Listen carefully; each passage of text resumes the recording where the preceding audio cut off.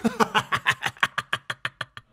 couldn't afford the proper equipment, so there I was, supplying polyurethane with a son of a meth gun. Eventually we started making some pretty good boards, but it still didn't catch on.